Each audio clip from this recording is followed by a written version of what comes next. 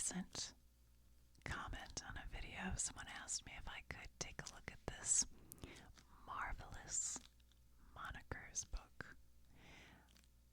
I showed it in a haul of books that I had bought at a secondhand book sale, and I forgot all about it, honestly.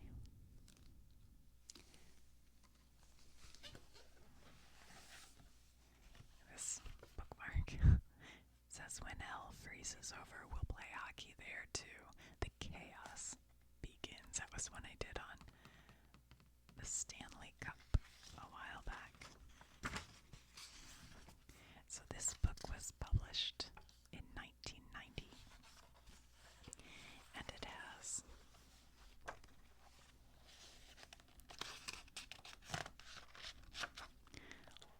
all kinds of names and what their like meaning is. So I thought we could just maybe pick a few things, like the Mason-Dixon line. I did a video on the Mason-Dixon line already.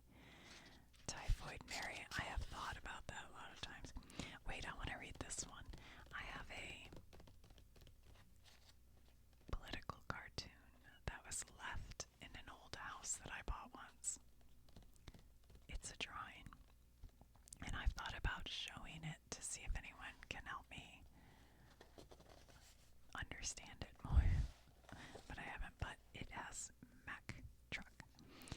It says, "To be hit by a Mack truck is approximately equivalent in American slang to having the Rock of Gibraltar drop in for dinner.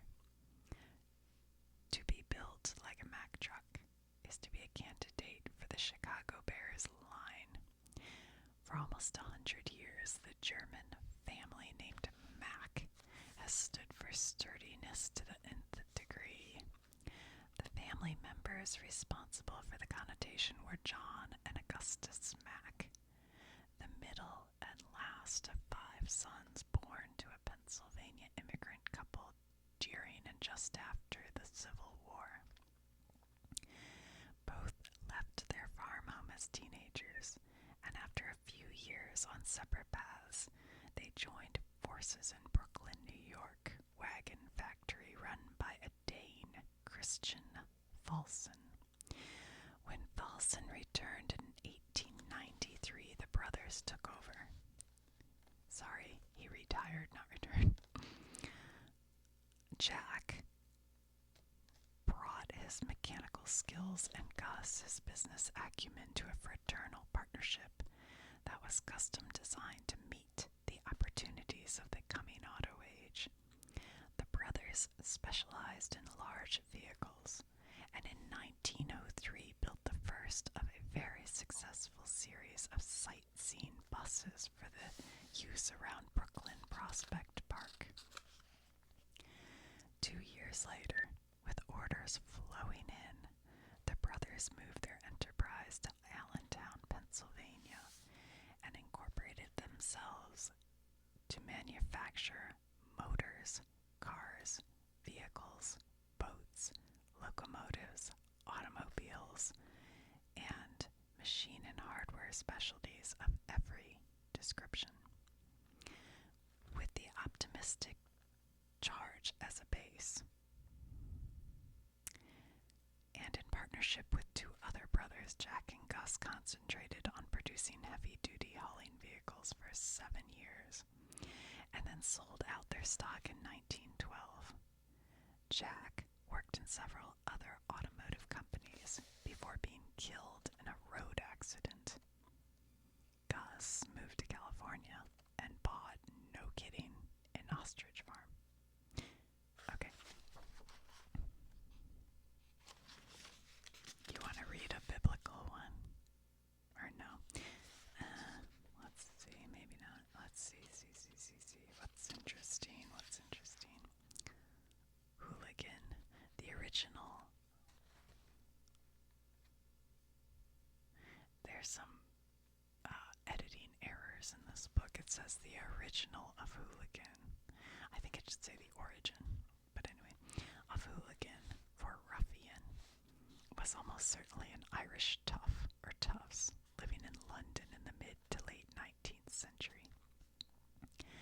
The sources differ on identity, but I agree with Robert Hendrickson and Paul Beale that the nod should probably go to one particularly notorious troublemaker, Patrick Hooligan, who made the lives of Southwark,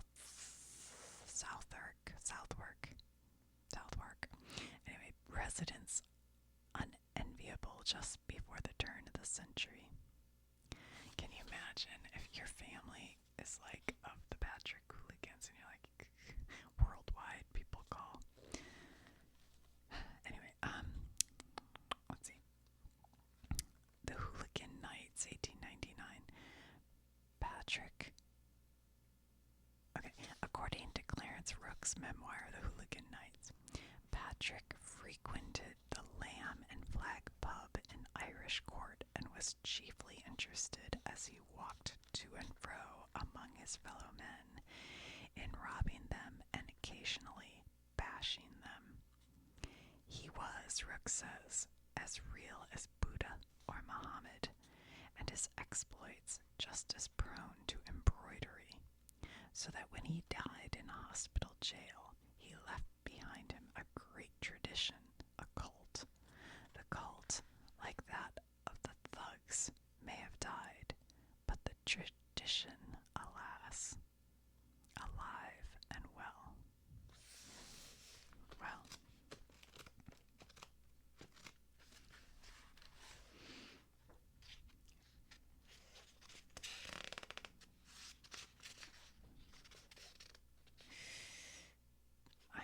are these, hold on, let me look at something. I thought they were alphabetical, but I don't know. A Rube Goldberg contraption. Did I do a video about this? I forget. I know I've looked into it, but I can't remember if it made it to air. Although he was a man of varied talents, the American cartoonist Reuben Lucius Goldberg is remembered for a single motif: the elaborate machines he designed to perform tasks that could be accomplished much more simply without them. In the typical Goldberg contraption, sometimes called simply a Rube Goldberg, levers, pulleys, switches, springs, and whistles interact complexly to enable someone to, for example, mail a letter, throw a ball, or blow his nose. If you guys have ever seen the, what is it, claymation or animation, I don't know, Wallace and Gromit. Wallace is always creating Rube Goldberg to make toast and all kinds of things. Born in San Francisco on the 4th of July, Goldberg graduated from the University of California in 1904 and began his cartooning on the sports page of the San Francisco newspaper. From 1907 to 1921, he worked for the New York Evening Mail, where he developed such characters as Lollapalooza. What? Do I need to do a video on that? Hold on.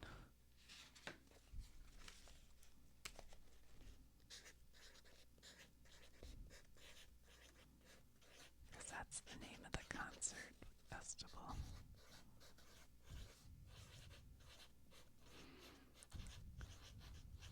This might require research. Okay. And Boob McNutt, and gathered his drawings into the book collection Foolish Questions. Syndicated from 1950 on, he did editorial cartoons for the New York Sun and Journal American throughout the 40s and 50s. In 48, he won the Pulitzer Prize for a cartoon about nuclear weapons. In 1963, he retired to do sculpture, and 2 years before his death, published his lunatic designs in Rube Goldberg versus the Machine. Goldberg attributed his inventions to a fictitious professor, Lucifer Gorgonzola Butts, there is no truth to the engaging rumor that Butts was an actual person or the head of a government agency. That's interesting. I've never heard all that. Boysenberry, this hybrid, was developed in 1923 by crossing blackberries and raspberries. The breeder was a California botanist, Rudolph Boysen. Boysenberries, like every mountain store you go to in America and the U.S., has boysenberry jam and boysenberry jelly, and I'm never sure if it's like real or, not that it's not real, but I don't know. Beef Wellington, yummy. Baby Ruth. Okay, this is my mom's favorite candy bar, is a Baby Ruth. Mariana cites the common story that it was named for President Grover Cleveland's daughter. Yeah, that's what I've always heard. An equally feasible choice is the granddaughter of George Williamson, president of the company that introduced the bar in 1920. Well, that kind of makes sense. Ooh, a Reuben sandwich. I love a Reuben. I also like a Rachel, because the Rachel has, well, a lot of Rachels have turkey instead of corned beef, and then coleslaw instead of sauerkraut, which is really a totally different sandwich. But sometimes they're called turkey Rachels. And sometimes a Rachel is corned beef, but instead of sauerkraut, it's coleslaw.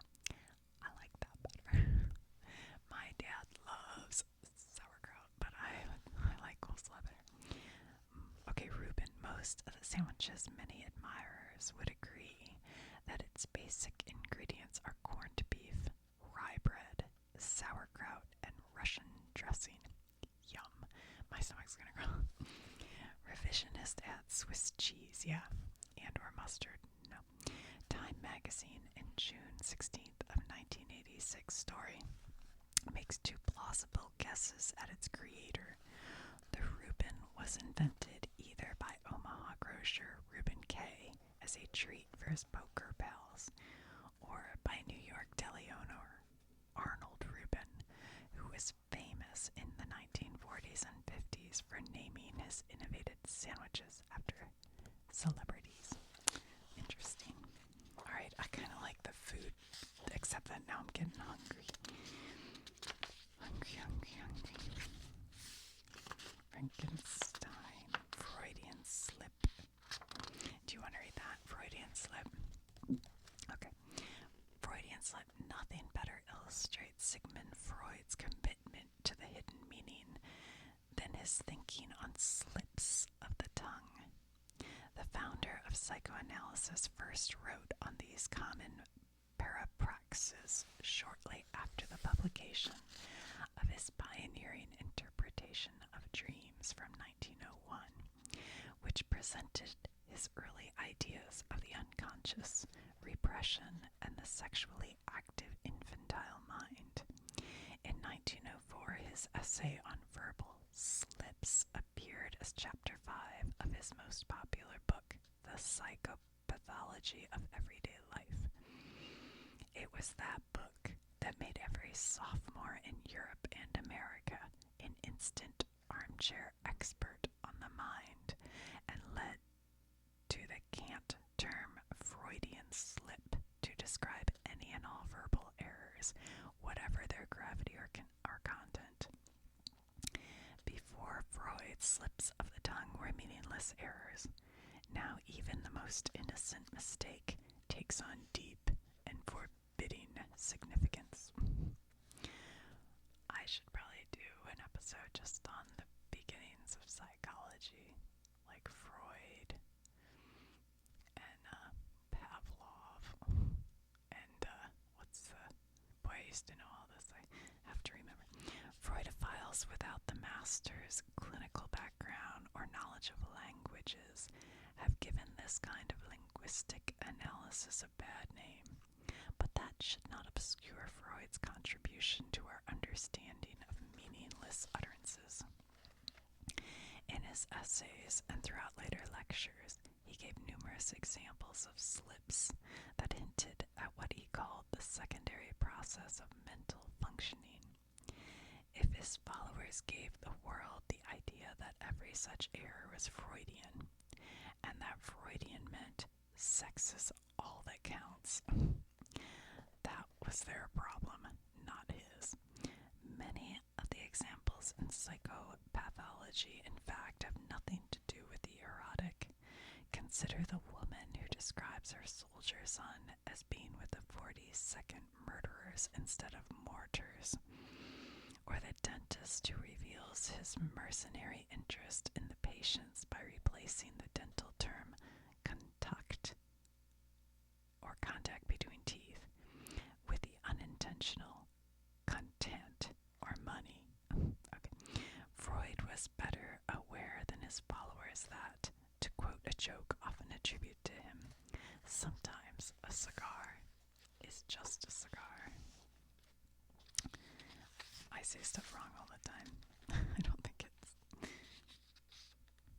One thing I do a lot is substitute names. Like, maybe call my husband by my brother's name. And I have heard, probably wrong, but I've heard that certain people will be in your memory in the same section of your brain. So like all the men you love, maybe like your sons, if you have more than one, you might mess their names up because they're all in the same section of your brain. I don't know. Hey, I forgot to move my salt lamp back over here. I had it on the other side of the room. Whoops. Oh well. Alright, what else do we have here? There was one I saw that I thought, oh, that could be interesting. Casanova.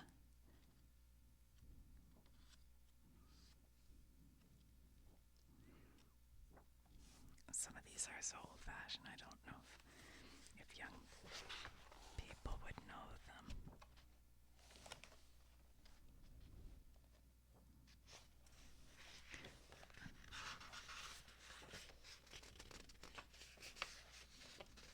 I thought about doing a video about Listerine. I think that could be, let's see what they say. Under an order from the Federal Trade Commission, the Warner Lambert Pharmaceutical Company in 1975 was forced to issue corrective advertising stating that its mouthwash, Listerine, did not, in fact, help prevent colds or sore throat or lessen their severity. Thus ended decades of successful implication that the product was medicinal, not just a medicine-y tasting. Now, it used to be that Listerine only came as this sort of yellow liquid, and it tasted really gross.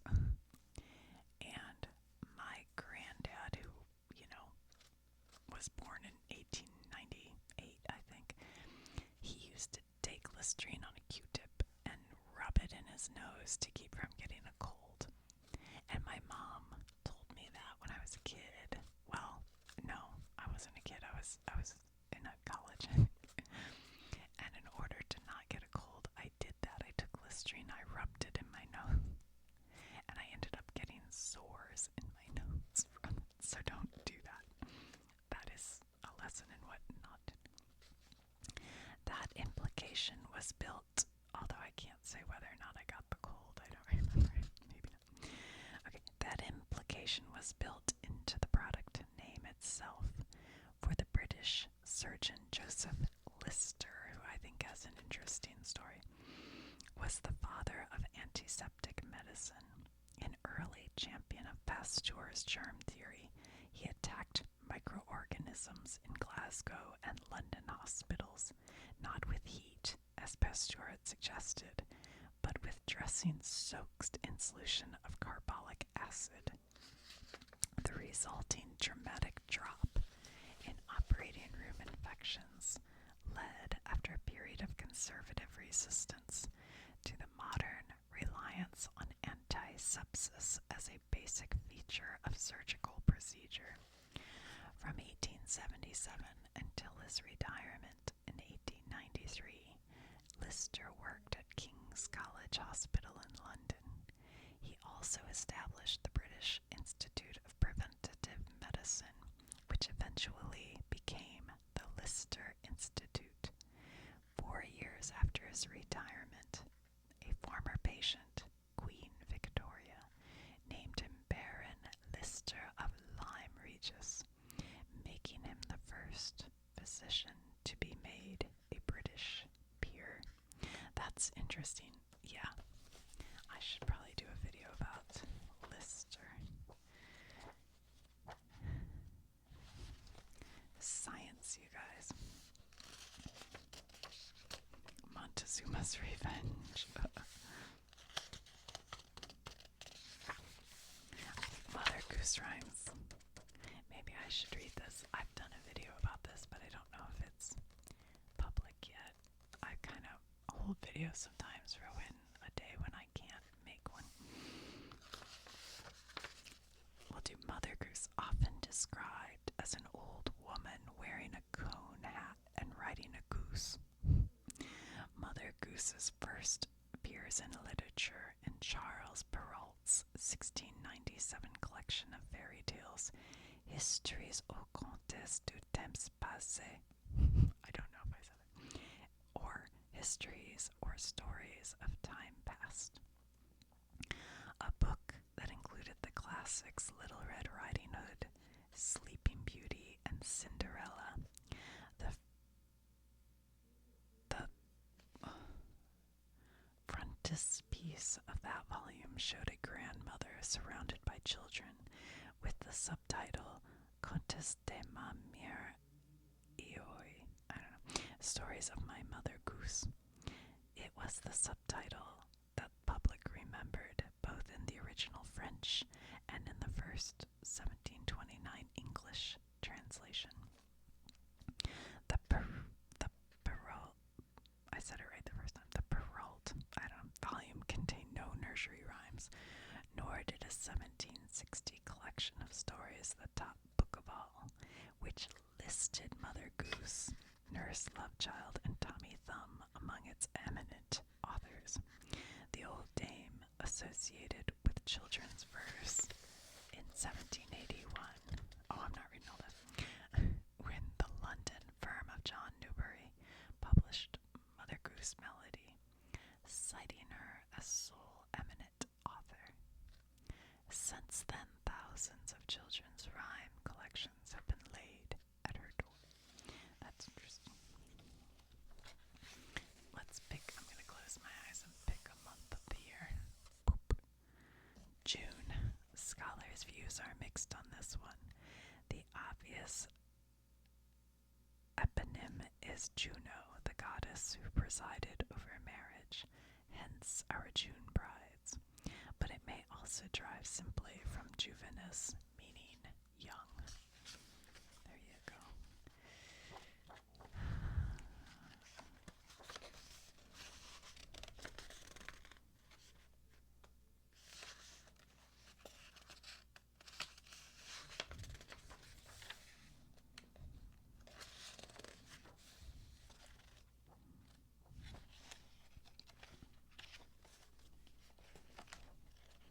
A pompadour they had in there. We were at a concert recently, and this guy just came up to my husband and said, "Are you a musician?" And he's like, "I mean, yeah, kind of, I play." And he goes, "I could tell." And we were debating later what it was about him that it's not like he was walking around with a pick in his hand. But I suspect he has a bit of a pompadour. People assume anyone with a pompadour is a musician. Let's see what they say about pompadour. The upswept, top-heavy hairdo called a pompadour is a modification of a style popularized in the 18th century by Jean-Antoinette Poussin, for 20 years the First Lady of France. Born of an aspiring family in 1721, she was groomed from childhood in the courtly arts, and after a brief arranged marriage became the lover of King Louis XV in 1744. 4 years later, later Marquis de Pompadour, and his maîtresse titre, or official mistress. As such, she wielded tremendous influence, and although historians now dispute the traditional view that she made political as well as social decisions, there is no doubt that the king held her in his deepest confidence, or that, as his secretary, she was the public voice of his commands. Even after Louis took on new mistresses, she kept her apartment in Versailles and remained a decisive factor in affairs of state. A charming and accomplished woman, Madame de Pompadour supervised a royal building program, patronized the decorative arts, arranged for the construction of the famous porcelain factory at Sèvres, and championed the authors of the encyclopedia against their court detractors.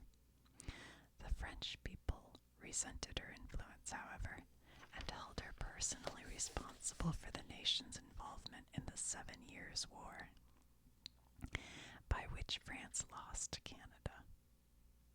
She died in 1764, a year after the humiliating peace, and 15 years before the outbreak of the French Revolution, which brought down her royal lover's line. Her character was thus assessed by her friend Voltaire. Born sincere, she loved the king for himself. She had righteousness in her soul and justice in her heart. All this is not to be met with every day. And then rockabilly men stole the haircut. That was an interesting story. I've never heard that before. Alright, my eyes are starting to get blurry, so I get kind of dry eyes sometimes. I can't read very long.